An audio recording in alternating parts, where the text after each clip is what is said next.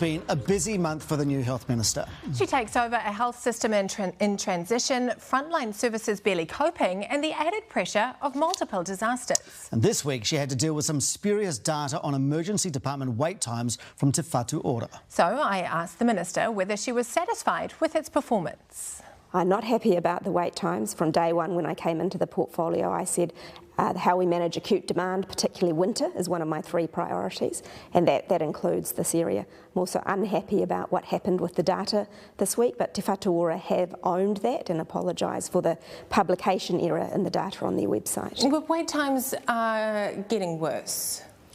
They're not good enough, and there have been different trends around the country, but overall they're not in the right place. We have seen that there is a lot of pressure on our emergency departments at the moment. My expectation is that Te Whatu Ora prioritises action on this area, and that includes, look, there's no single silver bullet to take the pressure off our emergency departments.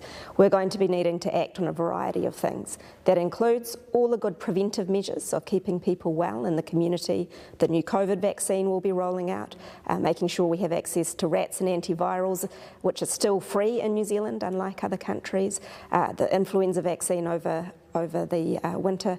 We also need to collaborate between hospitals and community health services to make sure that we're keeping people well and out of hospital to unblock our emergency departments. Understaffing is also a critical issue that you haven't mentioned there, Minister. Indeed it is. We've been making good progress with our work to support our valuable health workforce. We've been able to increase the number of doctors in our health system by 1,700 across the time that we've been in government, and we've increased the number of nurses by 4,000. But they're still critically understaffed, aren't they, Minister? We're hearing that every week from different parts of the health sector, and 1,700 might sound a lot as a number to sort of be able to say here, but the experience of our doctors and our EDs is that they are suffering critical shortages of staff. There's a couple of things in that. One is the overall number of staff. We're making excellent progress, also helped by the fact that our nurses are now paid equivalent, in Te Whatu Ora, now paid equivalent to Australia because of our pay equity. But it's not enough, is it, Minister? And the other dimension of that problem is that we have problems with staff illness over winter, and that does make it hard for the people on the roster who have to carry the work when some of their co-workers are sick. But we've made that change during COVID, that people, when they're sick, do need to stay home, and we have to support them with that. And how are you supporting them with that? Because there's not more staff to pick up that slack, is there? Overall, there has been an increase in staff, and we've taken important steps to make sure nursing is remunerated better in our hospitals, and we'll continue to take those steps across the sector. So, as you know, we're also working on the pay of nurses in the community, and that matters to emergency departments too, because it's the beds in places like aged residential care that need to be staffed so that people move through the hospital, discharge when they recover, and then our EDs can flow much more freely. So really complex system. All of these issues are connected, but staff are an absolutely crucial part of it. Yeah, absolutely. And that we're hearing that there are 4,000 vacancies in nursing right now. 4,000. The number of vacancies in nursing is an important area of focus for Te Whatu Ora. You can't be happy with 4,000 vacancies, Minister. I am not happy, but we are making really important progress. We have grown the number of nurses across the country really substantially. Are you doing it fast enough? We clearly need to do more, but I think we're making all the important steps there. We've had large numbers of nurses come through our polytechs and university courses recently, and now I think we can turn around to nurses and say, to those young people who are contemplating a career in nursing, and say we've taken a really important and historic step in terms of valuing nurses and the work that they do through the interim pay equity payments. We know that a significant number of doctors and nurses continue to experience burnout. 1 in 2 senior doctors are affected. How will Te Whatu Ora better support its people, especially given these burgeoning waiting lists and ongoing staff shortages? That is a really important area of work.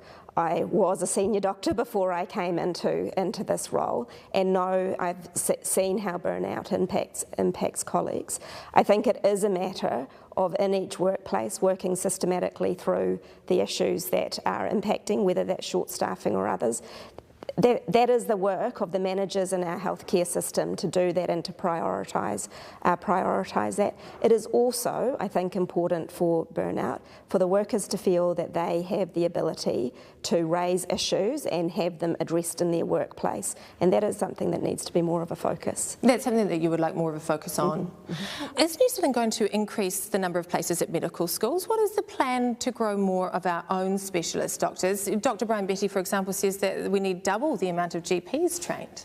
The government's taken action to support the College of General Practitioners by taking the number of funded general practitioner spots from 200 last year up to 300. We've also raised the amount that those general practitioner specialist trainees are paid during their training, because it's really important we send the message that general practice is a specialty, and that work in community medicine is incredibly valued. Now, I want to work with the College of General Practice to make sure that all of those slots are taken up and that we get the pipeline of trainees that the government's now funded. Well, that's going to be crucial to your strategy overall, isn't it, to get more people going for their primary health care into GPs, to connect people with a local GP, to try and alleviate problems elsewhere in the system. So it's crucial you get that right. That's right.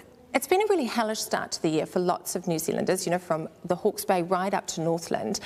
And I want to know, is there a plan for supporting mental health? Like all emergency responses, we do this in two phases. The emergency response, we're well into that. I prioritised $3 million worth of funding to make sure that we could make a start. That includes supporting the Mental Health Foundation's All Sorts campaign, which is getting that message out to communities via a variety of different media that it is normal to feel all sorts of emotions following these traumatic events, and then to encourage conversations with each other and direct people to help if they need it. We've also flown in mental health specialists into some of the most affected areas and trying to build that support, particularly for isolated communities. But I'm asking about a post-cyclone plan for mental health. And that's the recovery phase. I have asked officials to bring together that plan. It does need to learn to make sure that we both have that wider social response and the services. But we're not in the same position. But why aren't we doing that already? We should have a plan in place by now. Let me tell you what we do have in place. When the Christchurch earthquake happened, we didn't have a primary mental health system. Over the last 5 years, this government has built a primary mental health system from nothing. We now have over 1,000 people looking after people with mild to moderate mental health needs in the community, including in the affected regions. So you're saying that it's not necessary? No, I'm saying it is necessary, but we are in a much better position than we were, say, following the Christchurch earthquakes, because we have the services in place. And I visited a service in Napier that that members of that general practice can call in. They'll usually have a half-hour wait to be able to see someone. Those workers at other times, they were also calling the community, vulnerable people, and making sure they were okay. This is different. We're talking about different things here. We're talking about that treatment within the community, which you're saying has been scaled up since things like Christchurch. But we're talking about a broader plan here, a post-cyclone mental health plan, which the ministry has a designation for after emergencies. And so that pulls together multiple agencies. It creates a framework. It identifies the people who've been affected and what their needs are.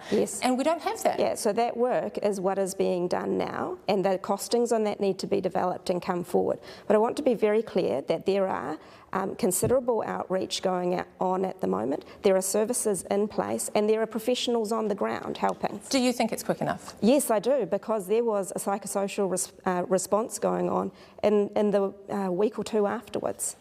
People that we've spoken to within the sector are really surprised that this work is not going on for people in Muriwai and Piha, for example, who may be cut off from their GPs, in the Hawke's Bay in Tairāwhiti, that there is not a cohesive plan, post-cyclone mental health plan. I don't believe that's the case. It's just there is a phased response. There are services that are accessible. They have been broadcast out in a variety of different ways. When the communication was off, we even dropped leaflets in into those communities. New services, or are they existing services which you're directing people to? So they're not targeted? There's a mix. So well, they are targeted because the main way we target in this situation is by geography, because it's areas that are affected. So of course the services are on the ground in many of those places. So apart from the 3.25 million, any additional funding yet? Yeah, well, when the costings come, we will take a look at those and assess what we can do. We are going to stand by the people who have been impacted in those communities,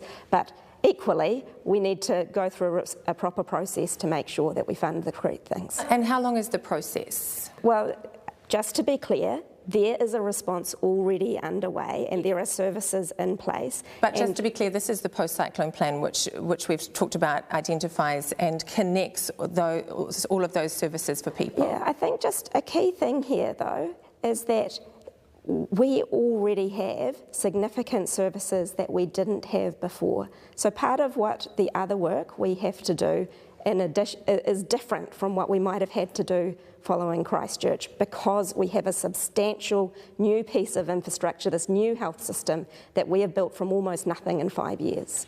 So when is the plan? Yeah, it will be in the next month or so.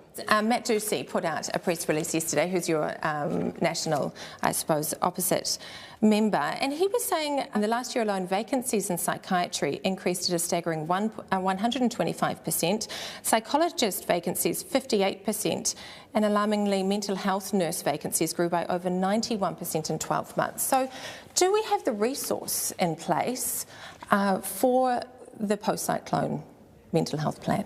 So training and workforce development has been a really important part of the mental health work overall, but indeed there are vacancies and we do need to keep working to address them. Are you confident that we can do what we need to do in the mental health space with multiple disasters? Thousands of people have become homeless or displaced and at least are in distress.